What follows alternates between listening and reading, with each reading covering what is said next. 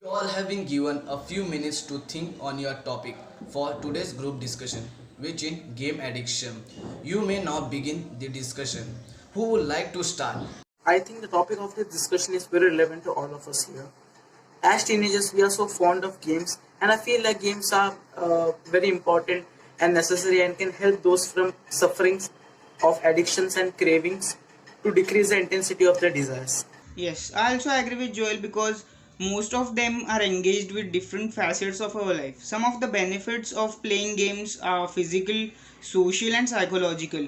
Contrary to a popular belief that they help to promote healthy living and increase social activities in different avenues. But you know what? Majority of players, I feel, in today's generation are teenagers, and teenagers have a lot of work to do. Like they have studies to do along with growing responsibilities to handle. And you know what? Once they start playing these games, they just start playing it more excessively than they should. And this so-called addiction is not good for their health at all. They are just wasting their whole time playing these games and missing the opportunities outside the virtual world of games, which is completely wrong.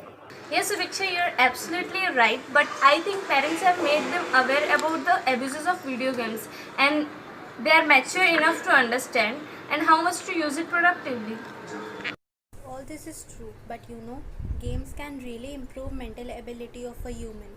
This is because there are various types of plots in the game in which the player has to use their skills to level up and survive. And playing these kind of games moderately can really improve mental abilities. I agree with Shruti what she says. It is also said that games can improve the multitasking abilities to certain extent, though it is not suggested to multitask. Yeah, don't you all think that students are usually not that socially active and they tend to have weak relationship with their families? This is because of games being mostly violent and playing these games excessively makes even the player go violent as studies say. Hence in the end they have negative social impact. Yes, Jigna, I agree with you completely. It is a sheer wastage of time, money, and energy. A study found that video game addicts argue a lot with their teachers, fight a lot with their friends, and score lower grades than who play video games less often. I feel that most of the students, teenagers, while playing online can pick up bad language from other people and may make them vulnerable to online dangers. Yes, but video games allows you to play together and can be a good bonding activity. Having fun gives your child motivation to keep on practicing, which is the only way to learn skills. Games are also capable of making difficult subjects such as maths fun. Yeah, when teenagers play games, it gives their brain a real workout. In many varied games, the skills required to win involve abstract and high level thinking. These skills are not even taught at school. It is true that when your child knows more than you, he can teach you how to play, and this allows you to understand the child's skills and talents.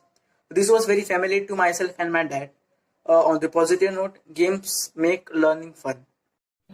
Okay, Joel, I respect your point of view, but I'm sorry I can't go along with you on.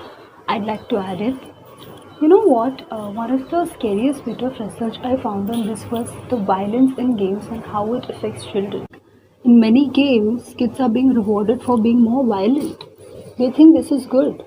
Alright, everyone, your time's nearly up. Could someone conclude, please?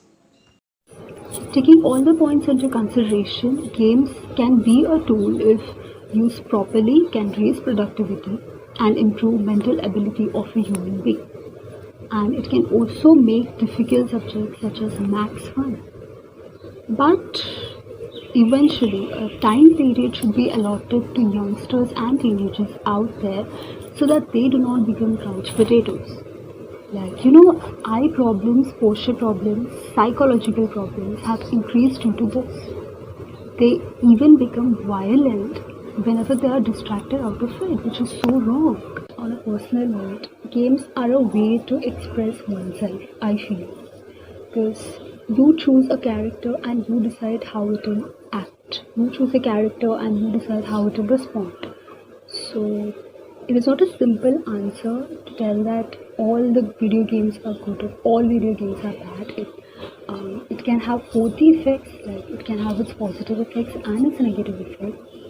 At the end of the day, it completely depends on you, how you're going to handle it. Will you let it affect or not? It completely depends on you.